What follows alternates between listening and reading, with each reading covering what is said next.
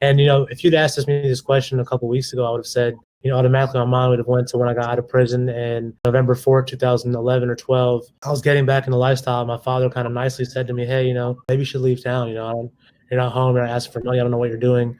Just go get away from it all. And I said yes. And I left my identity, my girlfriend, everything I had behind and went. But now that I've had more time to reflect and been reading my journals and writing this book, I noticed a pattern in my writing, even when I was in prison, of like hard-headed, crazy, criminal-minded kid that like also had a very good side to him that was like just peeking around the corner, that I was like always searching for something. I knew intuitively almost there was something better out there and there was something more for me. I was just blocking myself with the drugs and the partying and the money and not really seeing it.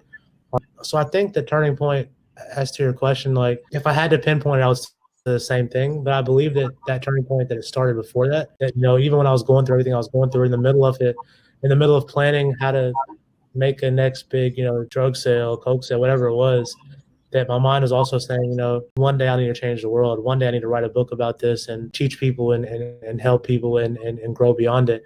And seeing that now, like while I'm editing and writing this book, has really, helped me a lot. And I think that's one thing that I go back on time and time again. And people ask me sometimes too, especially family, don't get it. Why do you do these things? And why are you talking about it? Why are you talking about the past?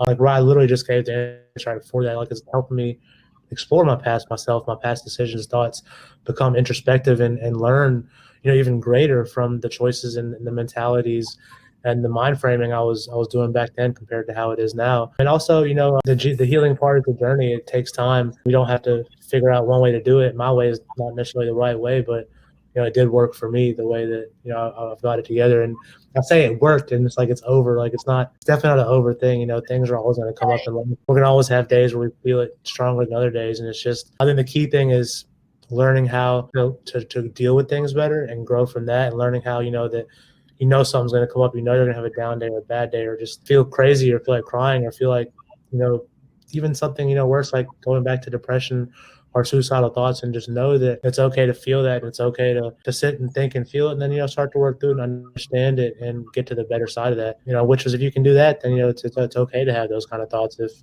you can feel them, understand them, and get through them, and not let them keep you down all day. Right. So was there anything that you did or that helped you in making this transition to a better life? Yeah, once again, it goes to that, like, how everything we do is kind of adding up. There's so many things and people. The biggest things is, I hate to say I did it myself, because like it was definitely another power energy in me as well, but was me letting go of distractions around me, people around me, certain things I was doing, like video games and just TV shows randomly all day, and even news and stuff. Just that helped a lot.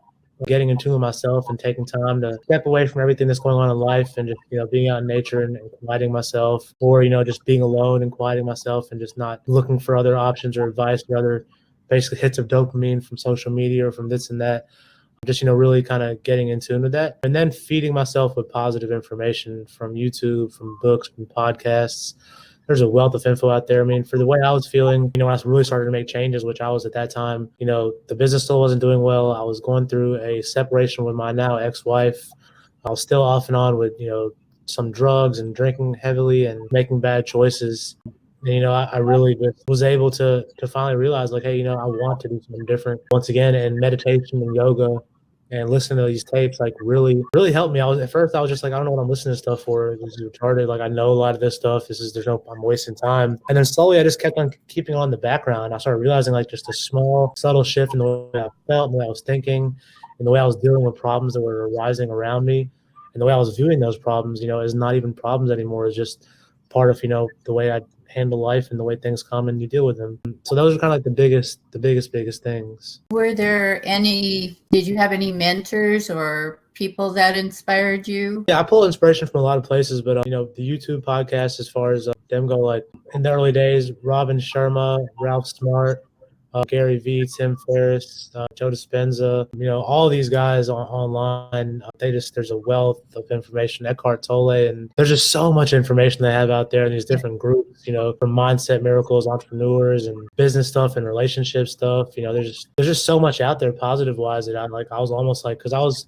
in a place a year ago even where I was like, man, I really need a coach or a mentor, or now we have these life coaches and this and that. Like, I need a counselor. I need someone to help me. And I'm reaching out to people. I'm making calls and I'm doing meetings. And one person's asking me for $5,000. One person's asking me for Zoom calls. One person sounds like a car salesman. The other person doesn't want to really talk to me.